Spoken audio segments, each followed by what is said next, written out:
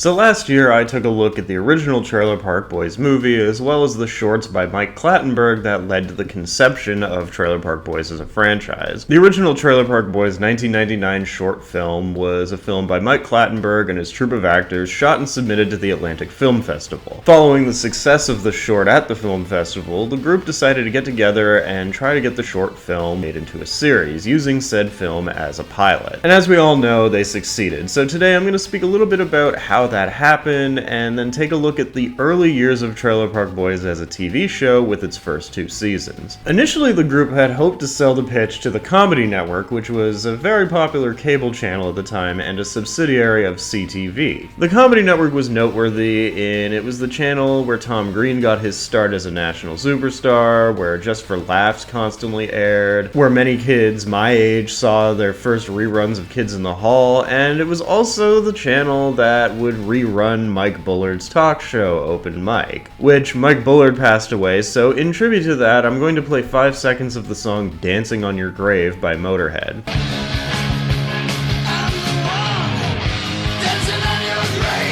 However, the Comedy Network was not receptive to the pilot, and all hope seemed lost as the boys were set to return to the Atlantic. However, producer Barry Dunn managed to get a meeting with Showcase. Showcase was, at the time, an up-and-coming cable network known for risque programming that was looking for more original content to supplement the reruns of HBO's Oz and softcore pornography. And upon showing the pilot to Showcase, they were rather receptive to it, under the condition that they get a second experienced producer who would end up being producer Michael Volpe. So the group returned from Toronto to Halifax with an order for 6 episodes. Now, initially they had planned a 13-episode first season, but Showcase was playing it safe and asked for 6 episodes. And the episodes were shot throughout the year 2000, and on April 22nd, 2001, Trailer Park Boys premiered on Showcase. The differences between Trailer Park Boys the movie and Trailer Park Boys the show are pretty variable. For one, it does maintain the mockumentary format of the movie, but rather than be in black and white, it's in full color. But it still looks like documentary footage. They added more humor to the show and downplayed the darker elements that were found in the movie, such as the cocaine use and the pet killing. References to the latter were few and far between in the first season, and to the former were removed completely.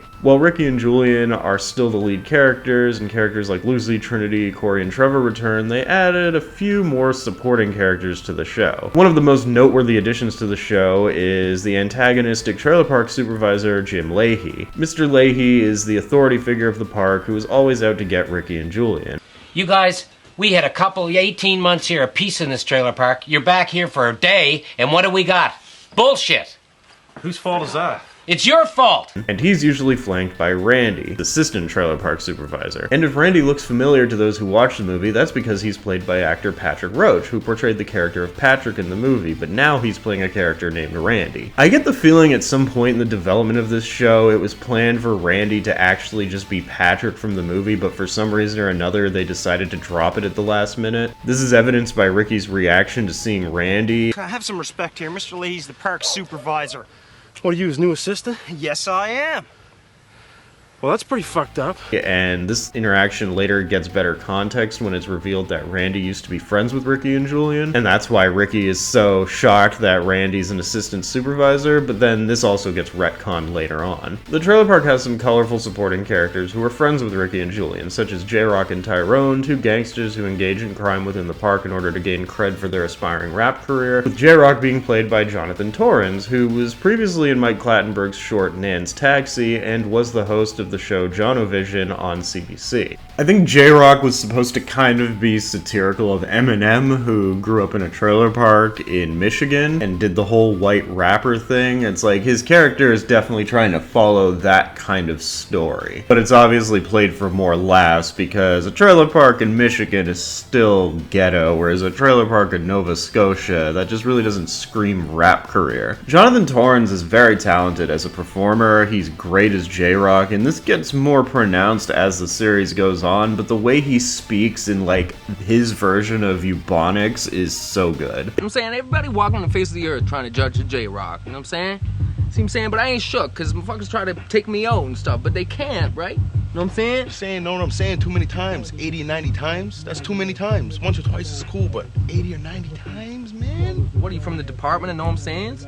You taking the know what I'm from the senses? You department. counting No, my man. know what I'm sayings? We're hanging out, right? It's 100% playing the stereotype of like the white guy who's trying to act black, and he does it perfectly because he doesn't end up, you know, coming off as black. He just ends up coming off as like, well, fucking J-Rock. We also have Ricky's father, played by producer Barry Dunn, is a common background character, and we also get introduced to a character named Levi, who's sort of a mentor figure to Ricky and Julian. Oh, and who could also forget Lucy's best friend Sarah, who seems dead set against her and Ricky getting back together. And of course, Bubbles, the wise man who watches over the cats in the park and lives in a shed, a character that I'll speak a bit more on when appropriate. Now, the main story of Trailer Park Boys Season 1 actually does to some degree play off the events of the movie, but the movie is only ever directly referenced in the first episode with the flashback to the climax, followed by a few comments from Leahy. Keep your nose clean, eh? In reference to their cocaine use. And as the series goes on, the movie is never really referenced again. It's to a point that in later seasons, the movie's canonicity is in question. At first, upon release from jail, Julian wants nothing to do with Ricky and hopes to get his life back on track via legitimate means. However, upon returning to the park, or park as the people of Nova Scotia would say, he finds that his trailer has been taken over by a guy named Cyrus, who is terrorizing the denizens of Sunnyvale Trailer Park. What the hell happened to my trailer, boys? Okay, chill. There's this guy named Cyrus. He just moved into here. There's nothing we could do about it. He has a gun, and he's nuts. And of course, Ricky finds himself homeless since Julian ditched him, Lucy is done with him, and his dad is drinking and partying, and after the whole Cyrus situation is dealt with, Julian softens back up on Ricky and decides to let him stay in the car, having a change of heart after completely turning his back on him when they got released from jail. What the Cyrus plotline in the pilot episode does is set up Julian as a respectable figure in the park, which immediately clashes with what was established in the movie, as neither him or Ricky are very well respected. By dealing with Cyrus and freeing the park of his influence, Julian managed to, if only temporarily, earn some reprieve from Leahy and establish that he does run the trailer park on an unofficial basis. So immediately, if you watch the movie first, which nobody did, you might be jarred by some of the changes with the main characters in comparison to shit from the movie just by watching the first episode. For one, in the movie, it's Ricky who wants to be away from the trailer park, as he got a house with Lucy in a nice neighborhood, and Julian is the one who's reserved to embrace life in Sunnyvale, as if that's all he's ever going to be and he's accepted it. Now, come the first episode and throughout the first season, Julian wants out of the park and to be a better person and to rise above it all, and Ricky has come around and begins romanticizing living in the trailer park and living in squalor. Julian wants to go to community college and get into a trade and find meaningful work for himself, while Ricky wants to get drunk and eat chicken fingers. Why don't you try doing something with your life for once, instead of living in this car like a drunken idiot, eating chicken fingers, getting drunk?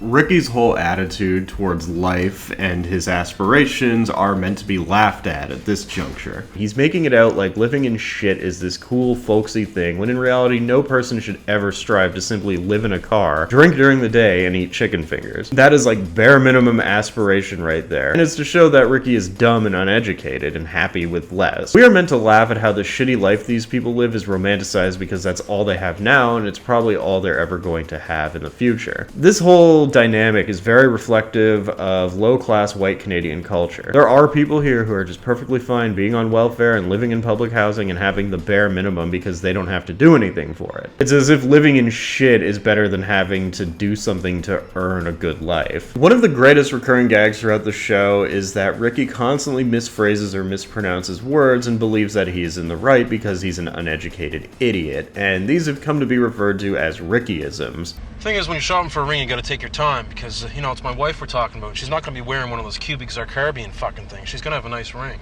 And honestly, like, the Rickyisms are one of the greatest aspects of the show. Like, they're so good that I find myself sometimes using them in everyday life. For example, I still call salmonella sarsaparilla.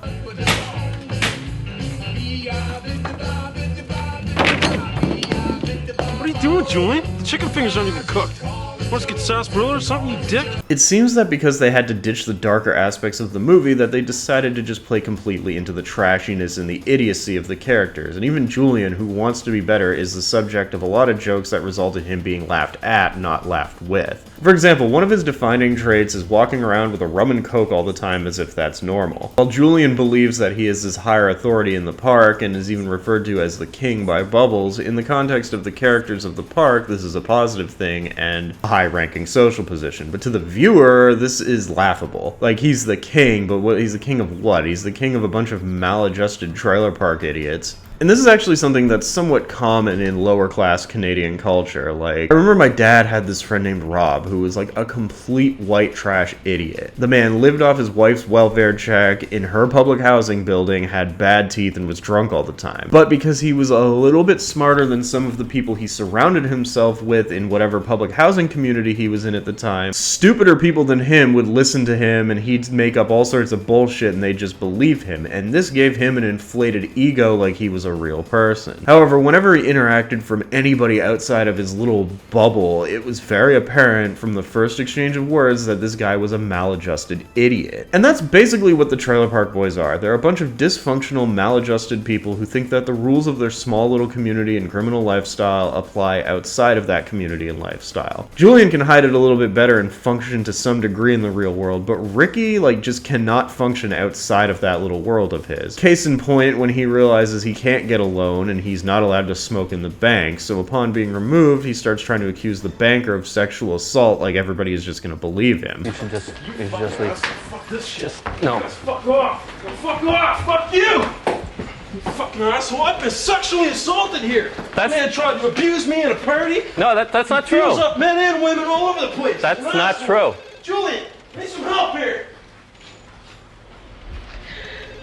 And honestly, that's what makes the show so entertaining. Despite the characters being maladjusted and dysfunctional, they're funny, and therefore them being funny makes them at least a little bit likable. Even Leahy, who plays the role of an antagonist, has positive traits to his character. Mike Clattenburg and the actors and the writers, whoever, really knew how to dip into that familiar territory that many Canadians are acquainted with in terms of the white trash that you may encounter in day-to-day life. I've mentioned East Coast trash is a little different from Toronto trash, but there are overlapping traits. So following the Cyrus episode, we fall into the formula of the first season, with each episode kind of covering Julian trying to get ahead in life or trying to better himself and invariably being pulled into some sort of sketchy or illegal situation, normally because of Ricky's stupidity. It's mentioned that Ricky and Julian are completely codependent, and Julian desperately tries to break this codependency, but it doesn't work. Eventually, Julian realizes that if he tries to get Ricky married to Lucy, he can be free of Ricky forever. But even still, Julian and Ricky are so codependent because they're both criminals who constantly work together that it's likely Julian could never truly be free of Ricky. And even if he does, due to his own maladjustment, he's not going to get very far. This may seem like a very two-dimensional show, but at the time it was a fucking groundbreaking show because of the use of the mockumentary format. Mockumentaries weren't new. There were a few noteworthy ones prior to Trailer Park Boys, including The Bad News Tour, Spinal Tap, and darker non-comedy examples such as Man Bike Dog, which I think I mentioned this in my video on the pilot movie, but I always kind of got the similar vibe to Man Bites Dog from the original Trailer Park Boys movie, albeit much less dark. I swear Mike Clattenburg was like partially inspired by that, but I have no evidence proving this. But I would go ahead and say that Trailer Park Boys used the format on an entirely different level, and in its first season especially, was able to utilize it for some of the funniest shit I've ever seen. For example, in episode 2, Ricky attempts to purchase grow-op equipment for his weed operation, and him and the guy at the hydroponics store aren't really on speaking terms. The hydroponics guy is rightfully paranoid due to the fact that he engages in aiding grow-ops and is argumentative with Ricky, and as soon as this guy sees the camera crew, he freaks out and pulls a gun. What the hell are they doing here?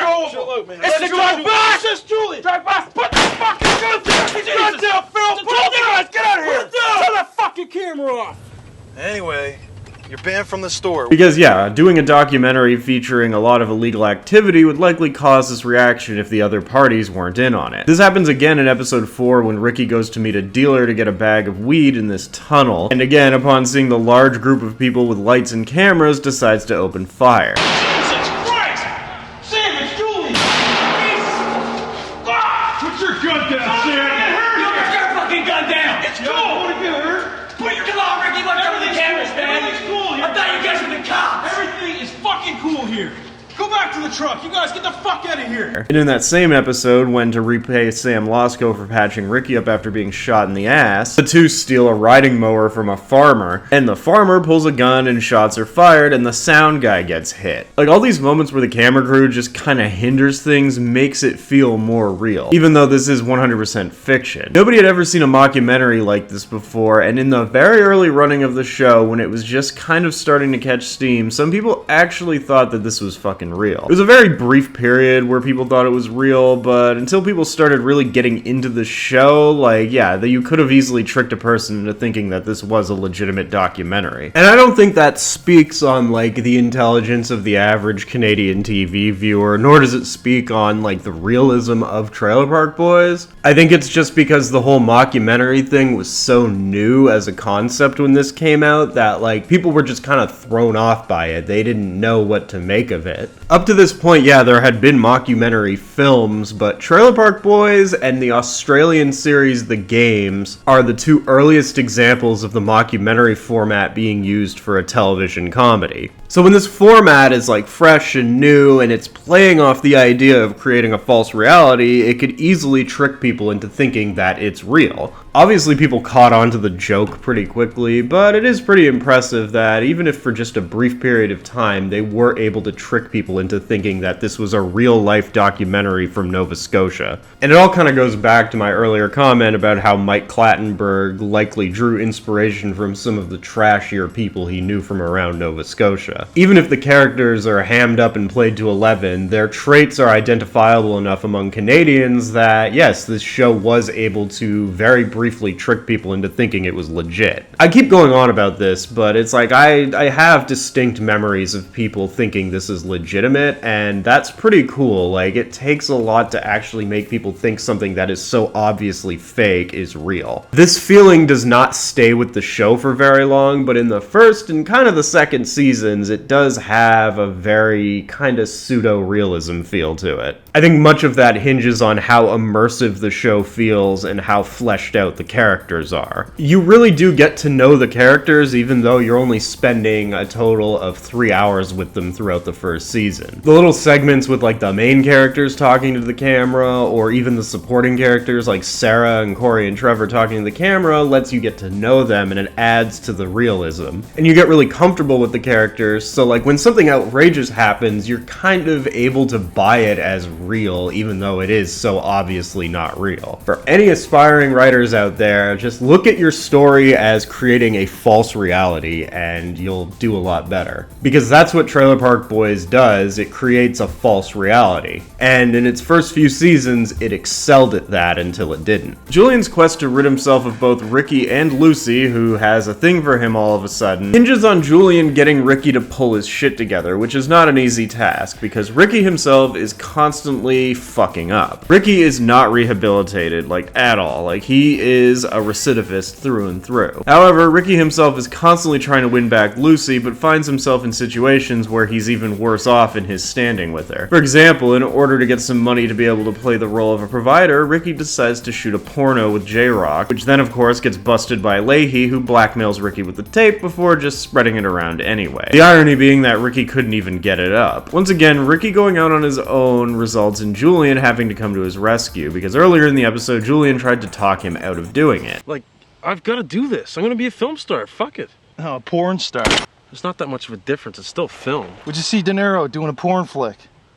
Well, I don't know. If they paid him enough money, he'd probably do one. And after failing, Julian's the one that ends up having to clean it up because Ricky trying to get the tape from Leahy would not go very well. Julian, it's Ricky here.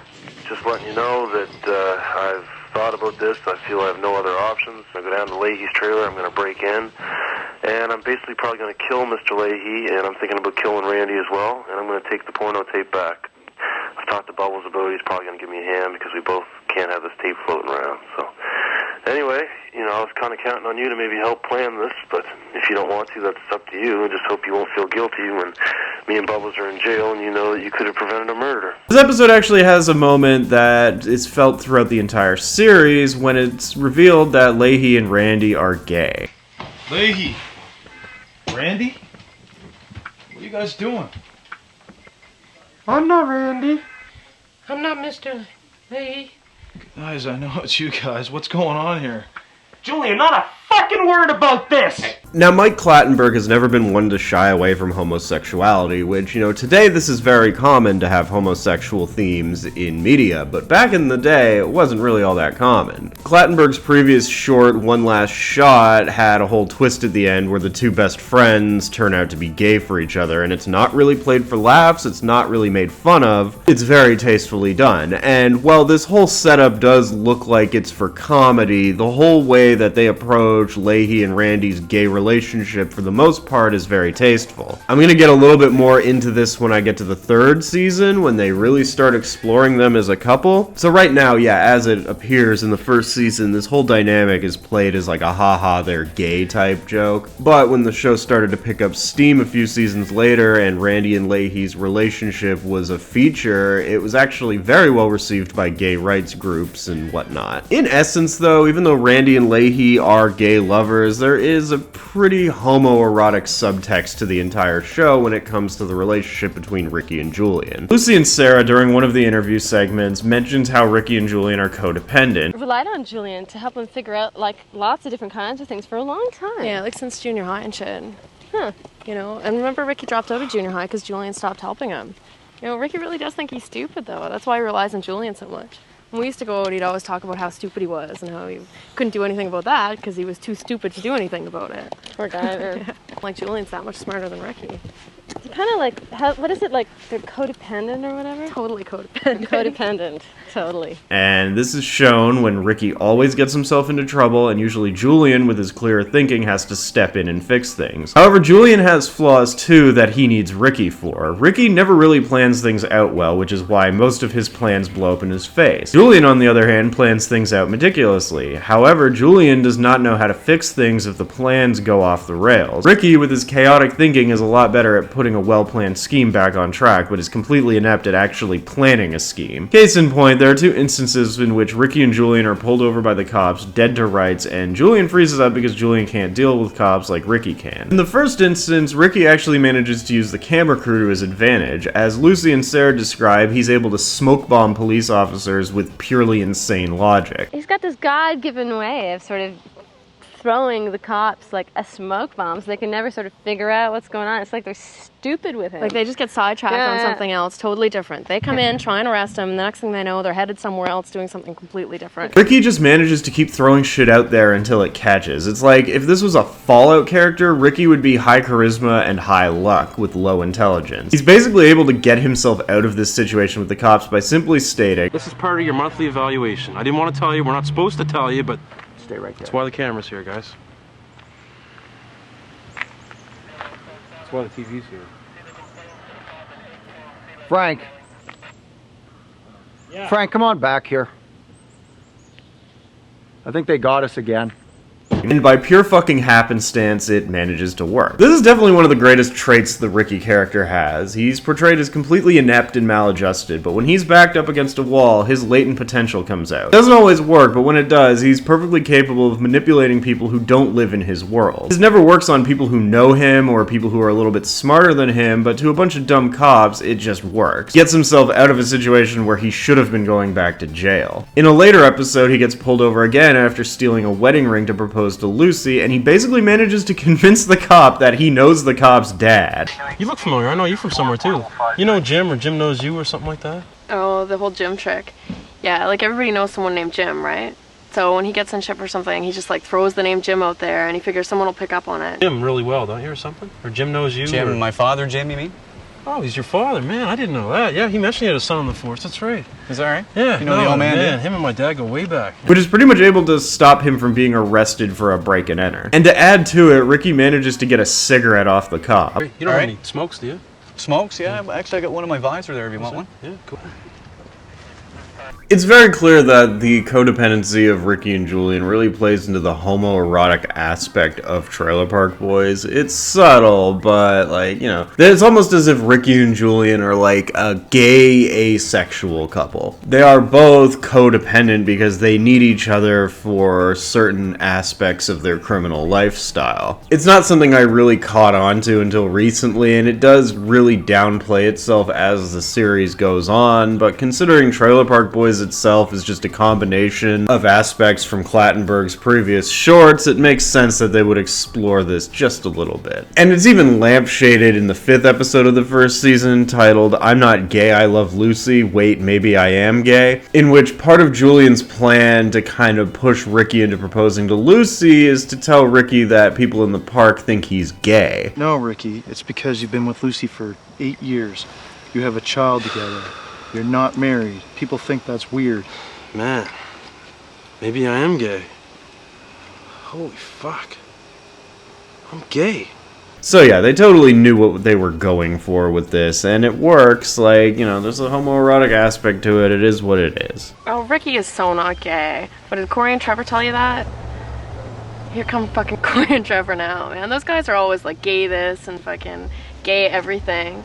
I think they're gay. Through a combination of the creative writing of each episode and the interview segments, Trailer Park Boys manages to flesh out its characters so well. Not something you'd really expect from like a cable mockumentary comedy series. Trailer Park Boys perfectly establishes a false reality, much like how Kenny vs. Spenny would do the same a few years later, but I would say that Trailer Park Boys makes it work better despite being more blatantly staged. Looking into this world that's presented as real, you know it's fake, but willful suspension of disbelief comes into play, and you're able to really take it in. And while these events aren't based on true events, it's very clear that Mike Clattenburg was inspired by people he grew up around. Much like how I told the story of Rob, I'm sure Mike Clattenburg had many Robs in his life. Due to the low budget in the mockumentary format, they did have to get creative with a few of the gags. There was a fair amount of visual gags, but given the format and the budget, they were able to break the rule of show don't tell and make it work. For example, when Ricky's on his quest to clean himself up and get a wedding ring for Lucy, he goes to Levi to try and get a job due to Levi having some sort of pull with the city. Levi immediately brings up something from the past where Levi got him a job and Ricky blew it in a tremendous fashion. Do you remember what happened last time? Levi, look, I haven't drank and drive in over 2 years, alright? And I'm sorry about that. If I go back in time, I would. It was one of those things you do when you're young, you're stupid. You know, you have a few drinks, next thing you know, you're in a vehicle smashing into things. It was an accident. So the hook for this whole bit is Levi's outrage. He's pissed off that Ricky would even ask him for a job after what happened last time, and then through the interview segments, we get two sides of the story. Ricky's side is purely making excuses and avoiding accountability for it. You know, there's certain accidents where you may be drunk and on drugs, but it's gonna happen anyway, whether you are or you're not. Whereas Corey and Trevor's side describes exactly what happened. It was Ricky's first day on the job. He decides to take the dump truck for a joyride. Comes bombing down here, showing off. This is like one of the biggest, most underrated like sequences in the entire franchise. Like the fucking reconstruction that Corey and Trevor do. The truck starts to spin sideways and flip around, drags upside down across the ground here, sparks flying everywhere. And the way they tell the story, intercut with Ricky making excuses. Garbage truck, I mean, the shocks are different, a lot more weight. This is both high comedy and high storytelling. If you can tell this story and establish the lore this well, then you don't have to show anything, because this just kills me. Next thing I know, we're crashing into stuff, things are catching on fire. Now, season 1 of Trailer Park Boys ran for 6 episodes and concluded in the only way it really knew how, with Ricky and Julian going back to jail. And while the first 4 episodes were a solid introduction to the series and established the character dynamics and the setting, episodes 5 and 6 were probably the first time that the show really felt like it was comfortable in its own skin. The previous episodes all had antics, and it did build up on characters and whatnot, but like 5 and 6 are like show-defining episodes. Essentially, after Julian finally tells Ricky that people are starting to think he's gay, he manages to propose to Lucy. You want to get married or something? And the wedding gets underway. Julian meets a girl. It looks like everybody's on their way to a happy ending, but then, when there's no catering for the wedding and Lucy threatens to call it off, Julian takes the initiative to ensure his plan to get rid of Ricky works by getting Ricky blackout drunk and robbing a grocery store. The grocery store robbery is like the big scene for season 1, and it's probably one of the funniest things I've ever seen because it is just a collage of idiocy. You have Julian and Bubbles filling the cart with no-name hot dogs. You have Corey and Trevor not really contributing at all. So many bananas for, dude. Get the corkscrews and shit, man. You've done drinking and everything. Get some Why are you always telling me what to do? There's fucking bananas in the car, dude. We don't want any bananas at the wedding. No one eats bananas at the wedding. And then it turns out Ricky wasn't so blackout drunk because after being passed out, he comes into the store to get some smokes, and the whole thing ends with Ricky and his own friends having a miscommunication that leads to a shootout. And of course, this is the first time we see the running gag of Bubbles somehow always having the most dangerous gun when his Uzi just goes off and like wrecks an entire aisle.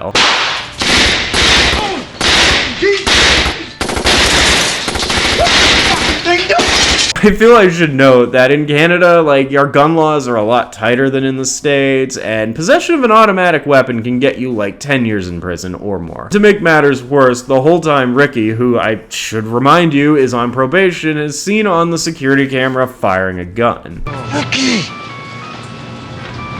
Oh, for fuck's sakes.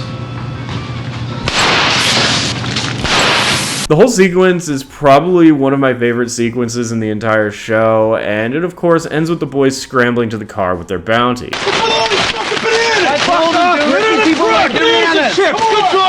And then having a nice argument in the car, which of course is complemented by all of them eating the bananas from earlier. And the first season ends with Ricky getting arrested at his own wedding, and Julian, knowing that he's responsible for all of this, ends up sacrificing his own freedom so that he could go with Ricky. They only get 16 months, which I know is a jab at the relaxed legal system in Canada, but honestly, I think armed robbery on probation, they'd be looking at like 5 to 10 years over this. The first season of Trailer Park Boys was moderately successful, at least successful enough to warrant the show being renewed for a second season that would debut the following year. Season 1 overall is a lot more reserved than what the show would become when it hit its stride, and I kind of appreciate it for that. It tells its story, it fleshes out its characters, and while it can dive into surreal territory at times, it remains mostly grounded and plays itself straight. And the weed references are actually pretty played down as well, and as anybody who's watched the entire show before knows, the show becomes a stoner comedy pretty fast. But overall, I think season 1 out of all the seasons really plays it so well that it makes it pretty easy to give into willful suspension of disbelief. You can enjoy and watch this as if it's a real documentary. Yeah, I mean, Lucy broke up again, and it sucks, and,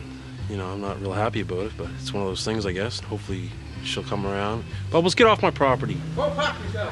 Season 2 would premiere in the summer of 2002, and it would feature a few minor changes. It dipped more into outrageous territory, and it added a few new characters. Trina Leahy, who's played by a very young pre-transition Elliot Page, as well as Barbara Leahy, Jim Leahy's ex-wife, whose actress actually briefly appeared in the first season as the minister at Ricky and Lucy's wedding. Furthermore, actor Sam Tarasco would return as Sam Lasco, the vet from the episode Mrs. Peterson's Dog Gets Fucked Up. This time the format of the first season is carried on for the first few episodes as Ricky tries to win back Lucy, even going so far as to try to go legit and get a job as a security guard with hilarious results. Said hilarious results being Julian purposely sabotaging his friends so that they can just go back to a life of crime. I should just call the cops right now, but I'm not going to, okay? But you're fired, Ricky. Give me your walkie. You're fired. I'm fucking fired. I quit. You're a fucking dick, you know that? You just blew my chance to get back together with Lucy, trying to make a decent fucking living, asshole. This is all in the first episode, and then the second episode features Julian trying to engineer the election for Trailer Park Supervisor in order to keep Leahy in power. Leahy, in the meantime, between seasons 1 and 2, has become a hideous drunken wreck since Randy left him for Lucy. Bitch! Listen, I was unaware that I had an appointment with you fine people today. It turns out that I have another engagement. I plan to get drunk. Thank you. It's actually pretty interesting seeing Julian have to help one of his mortal enemies, somebody who's always out to get them, because the person who is running against Leahy in this election is Sam Lasco, who is out for revenge on them. You haven't heard yet? I live here now thanks to you and Julian. Sam can fuck off. It's not my fault what happened. I went to jail and the doctor started examining me, and basically they asked who sewed you up because it's such a butcher of a job, and I told them it was Sam. I didn't know that vets weren't allowed to work on humans. He was going to lose his practice. Kind of a whole the enemy of my enemy is my friend type scenario. And of course, this does kind of add a little more to the gay relationship aspect between Randy and Leahy. Furthermore, Jim Leahy is a drunk bastard establishes the series-long dynamic that Jim Leahy is a drunk bastard. This is the first episode to really play up his alcoholism, something that would become a running gag later in the show. And then, following that story arc, it becomes a story about Ricky and Julian trying to get a grow-op going, with each episode revolving around the difficulties around conducting an illegal operation of that caliber. They do make reference to weed and selling weed and growing weed in the first season, but really the closest they ever get to actually showing it is Ricky having a few plants in his car. See that? You know why that plant's dead? Because a squirrel peed in it. That's why I need the cat. It protects my weed plants. And the plot was less focused on an overall criminal scheme for the season's arc, and it was more focused on showing Ricky and Julian's attempts to stay away from crime only to be drawn back into it because they are recidivists. It goes without saying that the second season is even further removed from the movie. It goes into more of an all-out comedy territory, and it gets a little bit ridiculous, but despite all of this, the show still provides some really funny moments. I really hate to say this because it's kind of snobby to say, but season 2 of Trailer Park Boys shed off a lot of the charm that the first season had. The first season of Trailer Park Boys was a comedy through and through, but it was definitely like a more character-driven comedy. Plot and character-driven, whereas Trailer Park Boys season 2 falls into kind of a formulaic plot and it becomes more gag-driven. And that's not a negative jab at season 2, it's just that season 1 felt a little bit more inspired. It also doesn't help that season 2, in the grand scheme of things, among all the original 7 seasons, is the weird season. You know how every show kind of has a weird season, and it's not always the first season? The root cause of the weird season is, like, you know, usually it can be an instance where it is an earlier season and the show is still trying to find its footing, or it can be a show that's been running for a while and they're starting to run out of ideas, and kind of want to mix things up a bit by changing the status quo. Of course, if that change works, then it's not a weird season, it's just an experimental season, but when that change doesn't work, yeah, it's a weird season. But anyway. Season 2 was them trying to find their footing, but it was also them working around a lot of bullshit. It felt like due to being unable to preserve the status quo of the first season for reasons that I'm going to describe below, it decided to go out and set up a new status quo, one that they would end up going back on in the third season. In season 2, Lucy only appears in the first 2 episodes before going to stay with her mother. She does return for the final episode, but Trinity is also gone in this season due to her actors being unavailable during the time of filming. Lucy and Trinity are a big part of Ricky's overall goal in the series, and now that goal is completely gone, so they need to change it. The status quo was altered, and now they needed to figure something else out. Furthermore, Julian has completely given up on his aspirations to leave the park, and is now aspiring to make enough money so that he can avoid jail again via doing something that could very well land him in jail again. Being a television show, there's obviously a demand for a love interest, so in place of Lucy, they end up putting Ricky and Sarah together midway through the season. Which, if you know the dynamic of both the previous and future seasons, this is really bizarre because Sarah does not like Ricky. It's clear they were just like, oh fuck, we're losing Lucy for this season, we need to give Ricky a love interest, and then they just had Sarah available. Furthermore, with the Trinity character gone, Jim Leahy's daughter Trina kind of takes up the role of a surrogate kid for Ricky to interact with, as his desire to be a good father for his kid is one of his major redeeming qualities. And without Trinity there, there's really no way to perpetuate that. Hey guys, what are you doing? Not now, okay? Please?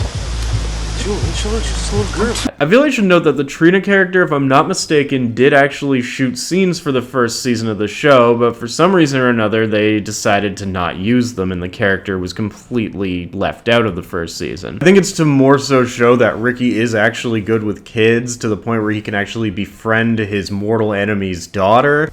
You might do me a favor and tell him to chill out on me a bit, because I just got out of jail, and I noticed right off the bat he's still being a dick to me. And Excuse me? well, he's just still got his Well, attitude. don't call my dad a dick. Well, I didn't. You know what I mean.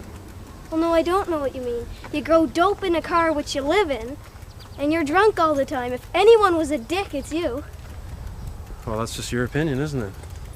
I guess. It's pretty clear that Elliot Page was just a little kid in Halifax who got a casting call. They shot these scenes, likely with no real big story idea in mind, but more so they were kind of a way to show that while Ricky is an idiot and a criminal, he does have enough social graces to actually be good around kids. And I find that the Ricky character in season 1 is kind of missing redeeming qualities compared to how he was portrayed in later seasons. And I think using this scene, which has been called the Chinese dinosaur scene, might have actually helped to establish that a little better. Elliot Page and Rob Wells actually do have good on-screen chemistry together, both in these deleted scenes and in Season 2, and it's kind of a shame that Elliot Page ended up outgrowing Trailer Park Boys due to becoming rather well-regarded as an actor. But while the scenes with Trina Leahy were cut from the first season, it was decided to bring Elliot Page back in and completely rework the character, kind of using the Trina character as an audience surrogate. Basically, Trina Leahy is implied to have not really spent a lot of time in the park, like likely living with Barb Leahy, her mother. And by bringing Trina into the show here as a fresh new character, it's like we're seeing how somebody who's not from Sunnyvale would kind of react to the people of Sunnyvale. At times, yeah, it seems Ricky is taking advantage of her, but he is a good person. He's not really, like, being malicious about it, and it seems that Trina wants to be a good friend to Ricky and tries to help out, knowing that he's less fortunate. Basically, Trina comes to stay with Leahy during the summer, and she ends up getting involved in some of the stuff with the Trailer Park Boys, including being the one who saves the money in the climax. While the Trina character does serve to show that Ricky's good with kids and is a good person at heart, she also serves as kind of a motivational character for Ricky, encouraging him to go through with getting his grade 10, and reassuring him that he's not stupid, even though he is stupid.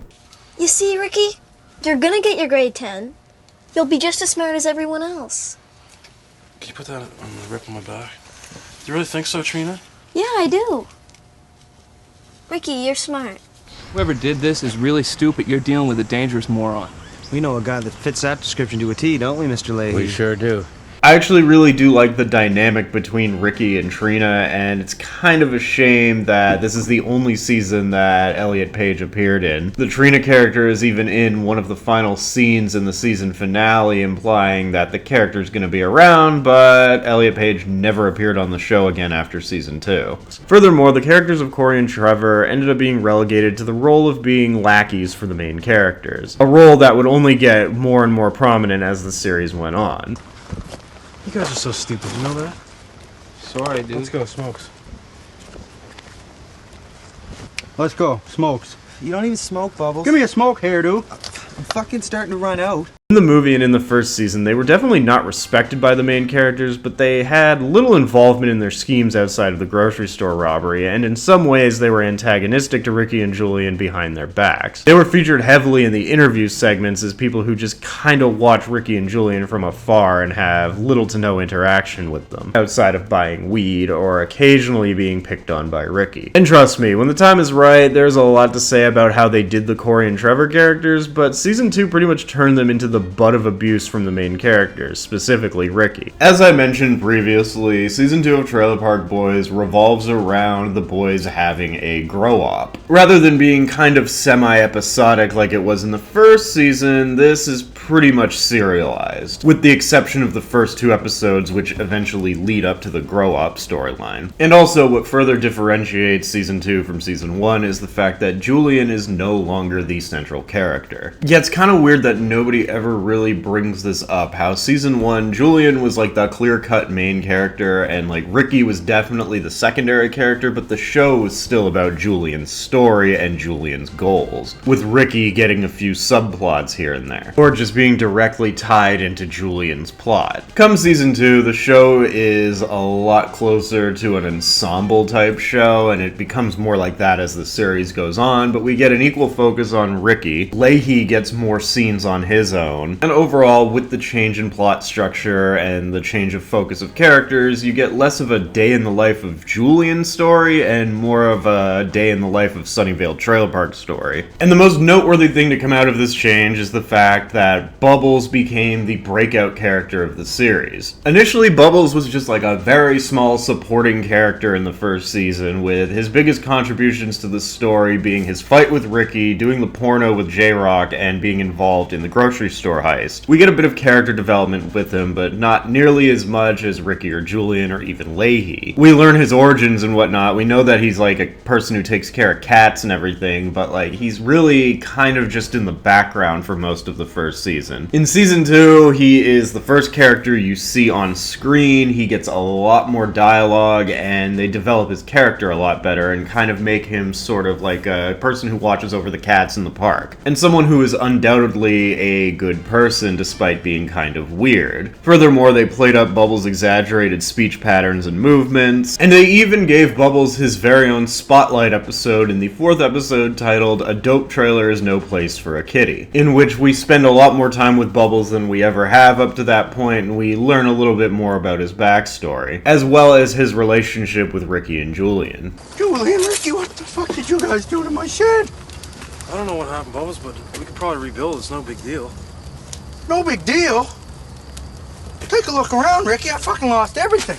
And from that point on, after that episode, Bubbles is featured heavily in the plot of every episode moving forward. One could say he was the secondary protagonist of the Bible Pimp episode, and in the finale, he takes part in the climactic chase. It was the increased screen time that Bubbles received in the second season of Trailer Park Boys which definitely bumped him up to being one of the main characters of the show. And furthermore, it could be argued that he was the poster character for the show besides maybe Ricky. I can see how this worked because Bubbles is immediately likable. He's not a dick like Ricky, he's not flat like Julian. He's very quirky and animated, and he moves around a lot, he's funny sounding, he's funny looking, so anybody who's flipping channels who hasn't seen the show before would most likely see the Bubbles character and be like, oh, okay, this guy's kind of funny, let's check this out. Furthermore, out of the three main characters, Bubbles is the only one who is undoubtedly a good person in the context of the show. He never does anything particularly bad or unlikable, and this allows him to kind of act as a morality pet or a moral compass for Ricky and Julian. Ricky and Julian almost always realize the wrong in what they're doing when it starts to negatively affect Bubbles. In episode 4, they realized they went too far when they installed power into his shed without telling him, which caused an electrical fire. In episode 5, they're prioritizing their weed operation over their friendship with Bubbles, and in the end, Bubbles is the one who ends up saving the day, and they kind of all learn a lesson about being an asshole. He's kind of like an anchor to the more outrageously bad actions that the two other main characters perform. He keeps them from going too far into unlikable territory. Go ahead then, Ricky. You might as well tell him who the big fuck car thief is. Go ahead, Ricky. Do your job.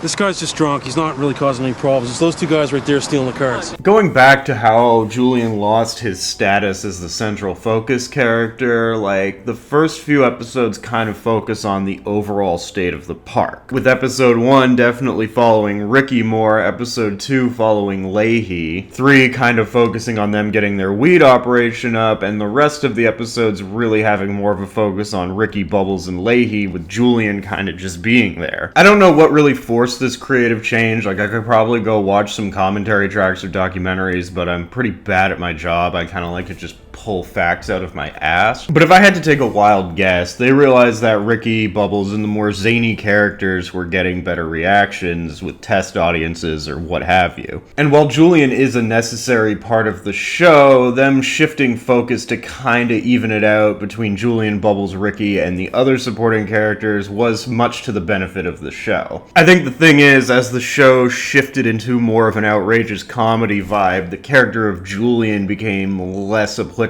as a central character to the overall show. And while he still works as a straight man and kind of the force behind much of the plot, obviously he's boring in comparison to the more fun and zany characters. So while Julian is always important to the plot and he is a central character, he's no longer the central character. And this is heavily reflected in the changes that were made between seasons 1 and 2 in terms of how the show was presented. While he was definitely the A character in season 1, the only episode of season 2 in which he's the spotlight character is episode 5, The Bible Pimp, which sort of calls back to Julian's desire to meet a girl and live a normal life when he gets tricked by the Bible Pimp's girl. You didn't have to say you love me, you know. Fuck you, you greasy trailer park boy.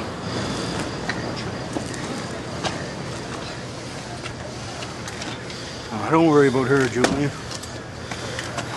Jesus Christ, she is hot, though. I brought up how season 2 feels like it's a finding its footing season earlier, and how it's also a weird season. Like, a lot of shows early on have that weird season, but to have both of these at once it does something to the show. The first season, they just winged it, and then I guess as the second season was coming along, they realized that a long run was a very distinct possibility, so they decided to try and change the scope of the project for season 2. Season 2 had 7 episodes, so it had one more episode than the previous season, but it does manage the time better because it doesn't have to completely build the world up like the first season did. However, due to the pivots made in season 2, with characters and certain characters being upgraded to more prominent roles, it still has the problem where it feels like it's trying to find itself as a show. And furthermore, it definitely falls into a more formulaic feeling in season 2. Like, season 1 was just us spending time with these characters and hanging out with them and watching them do stupid things. Season 2, on the other hand, set a goal for the characters to achieve throughout the run of the season. And while some episodes may go in different directions, it always kind of doubles back over to the grow-up plan, or Ricky's grade 10, or Trina's relationship with Leahy. While Leahy's role as an antagonist was there in the first season, it just seems like every episode in season 2 has the boys trying something and Leahy acting as an obstacle. Despite it being kind of flawed in comparison to the first season and later the third season, season 2 is still really entertaining, even if it does seem like it's trying to find its footing. Overall, it's kind of a toss-up over whether I prefer season 2 to season 1, and I think I kind of lean a little bit more towards season 1 because season 1 seems like it has more of a direction. Both of the seasons are kind of in a finding themselves phase, but that's to be expected with the first season. Like, by the second season, you'd hope that a show has its shit together, and yeah, this isn't always the case, but it feels like a combination of them trying to alter the product to be more appealing to a wider audience, as well as the changes that they had to make for this season, caused season 2 to seem just kind of weird, because it doesn't really line up with a lot that was established in the first season, and then when the third season starts, it feels like it's a hard reset. Season 1's humor was more so based on the behavior of the characters and the dialogue, and sometimes the action spoke for that. Season 2 definitely falls into more of a two-dimensional type humor thing.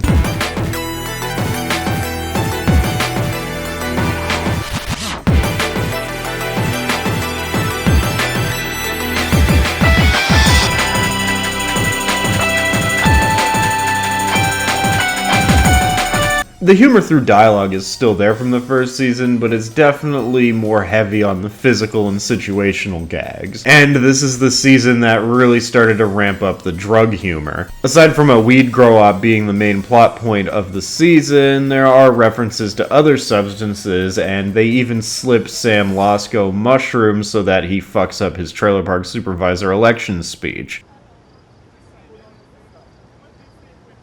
This is fucked up. I'll look at Ricky's ass after you... No. You're on fucking drugs. Sam's on drugs, everybody. Nobody can understand what you're saying. In a sense, Trailer Park Boys Season 2 is more like in-your-face comedic compared to the more reserved Season 1, and at times that works both for and against the show. It works for it because, yeah, people flipping channels, casual viewers will come in and they'll see something funny like Ricky falling down, or Bubbles swinging his nunchucks around, and they'll be like, okay, yeah, I'll stick to this. But it works against it because it feels like it's less kind of plotted out than the first one in terms of its humor. It's almost as if they kind of dumbed down the whole feel of the first season, where the characters were supposed to be laughed at, not with. Season 2 tries to add an element of dramedy to it with the whole Trina and Ricky dynamic and Ricky missing his daughter, and it seems like they're trying to play these characters up as more folksy and sympathetic. Which, yeah, I get it, wide appeal, etc., but it does feel like it misses a step from the first season. Like, the humor is definitely dumbed down compared to the first season, but there's still a lot of stuff that I find funny. Ricky is still Ricky, he still mispronounces things, and he's still an idiot. We're looking for some books on horticulture. I think you mean horticulture. That's what I said. No, you said horticulture. It's pronounced horticulture. Well, I'm really impressed with the way you know English, okay? You work at a school I don't. I'm fucking trying here. I'm gonna get my grade 10 and get my brain working better. I'm just sick of people correcting me on this shit. And because there's an increased focus on the other characters, we get more opportunities for jokes. For example, in episode 3, the boys decide to open up a bar, or a club or whatever, and they put Corey and Trevor in charge of handing out the flyers, and they hand it out at a place called the Empty Closet. You know, it was just good. It was mostly guys and stuff, and they were asking for Madonna and different kinds of music like that, which was cool, but I didn't really think much of it. Julian was the first person that noticed that something was a little out of the ordinary. Which in turn attracts a large gay crowd to the bar. Now, they don't play it up as like that gay people are weird or anything. They don't try to make it look like a bad situation. It's just not what they were expecting. Granted, there is a kind of poorly aged joke where Corey and Trevor end up going home with 2 men in drag, and it's implied that they definitely got blown. I didn't. Did you do anything? I didn't do anything. Did you do anything? No, unless you did. I didn't. No, I didn't. If you did, I don't know. I mean, but even if he did do something, I think technically, like if the girl did something to you and you didn't do it back, like you didn't really do anything. You have to remember, this was the early 2000s. And like, yeah, I said these were guys in drag. I don't know if they were going for a guys in drag thing or if they were actually supposed to be transgender, but everybody's very respectful to them in this episode. And you have to remember, at that point in time, we didn't really have the social awareness in regards to the transgender community. So whether they're cross-dressers or whether they're trans, like, yeah, sure, it's offensive, but like, for the time, the way they play it, it's not so bad. It could have been a lot worse, and it's still pretty funny that the whole joke just hinges on the fact that Corey and Trevor are stupid. And for the record, at no point do the characters bring attention to the fact that they are the way they are, and they actually properly gender them throughout the episode. I think my favorite episode is episode 6, titled Never Trust a Man with No Shirt On, in which Leahy becomes enraged when he finds out that Trina sold her bike to get Ricky a new shirt out of friendship, believing that it's Ricky forcing her to do so and taking advantage of her, when in reality Trina did it out of the goodness of her heart. This causes Leahy to completely snap and enact a whole gambit where he fakes a breakup with Randy. Get back in the car, Randy. Mr. Leahy, no, you're way out of control here. Get back in the car, you disobedient fat bastard. No, I won't get back in the car. You know what? I quit. Go fuck yourself, Mr. Leahy. Two-way, brute. Relax, man.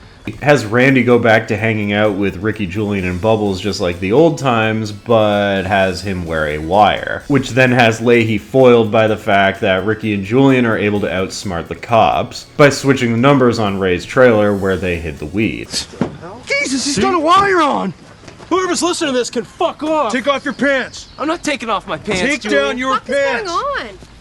Why do you want his pants down? It's still a really funny show. It still has episodes worth kind of watching, and it's still like very entertaining, but it seems a lot more formulaic and sitcom-y. And in becoming more formulaic and sitcom-y, they actually did lose one very positive trait of the first season, and that is that the camera crew and the whole mockumentary thing are very downplayed in this season. In the first season, the fourth wall was always getting in the way, because yeah, it's weird that these guys are doing illegal activity and the fucking camera crew is there. The camera crew itself felt like both a character and an obstacle. This is pretty downplayed from season 2 onwards, and that's like one of the things I find disappointing about the show's progression. But I will admit, even though I'm not like a huge fan of the changes they made, when I look back at it objectively, making the show more in-your-face funny, downplaying the mockumentary feel of it, etc., did kind of allow the show to become more and more popular. A complicated premise is good to get yourself noticed, but a simplified premise is how you make money, I guess. Hey!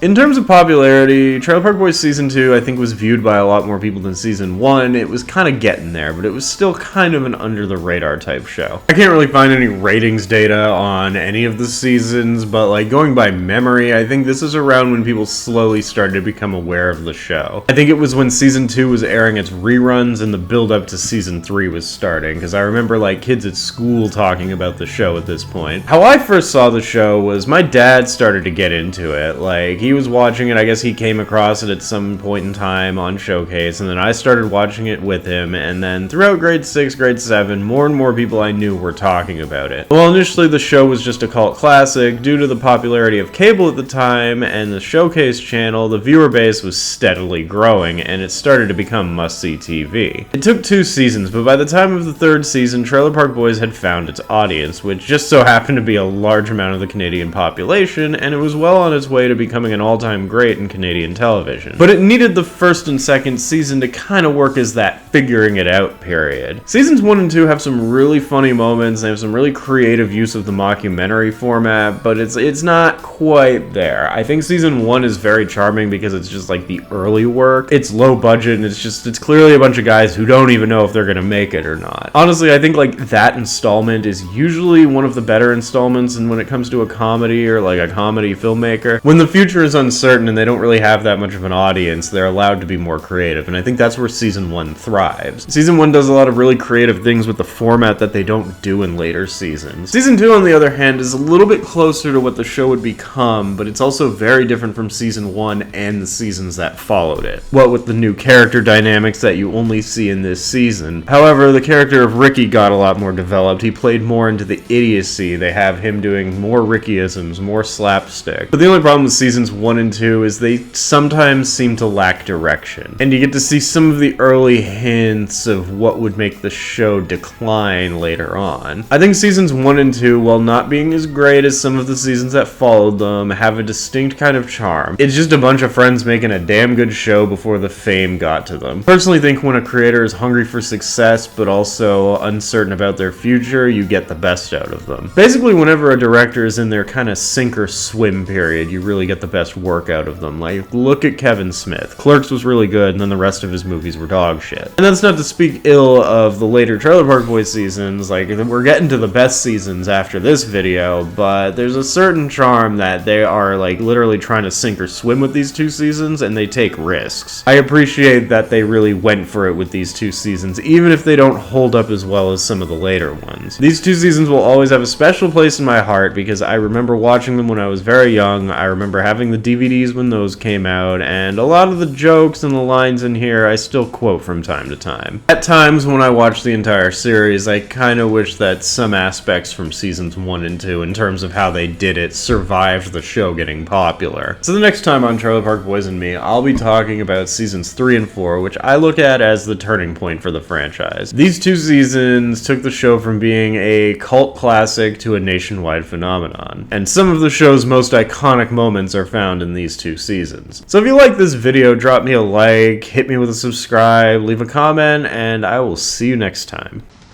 I'm fucking bleeding to death here! Come on, Levi. Levi, thank God, I've got a situation on my hand here. What are you doing, eating Ricky had a bull in his ass and he fed the dog a bunch of weed brownies. I didn't feed the dog the brownies, he ate them! Shut up, I'm on the phone, Ricky! Shut up! This is fucked up!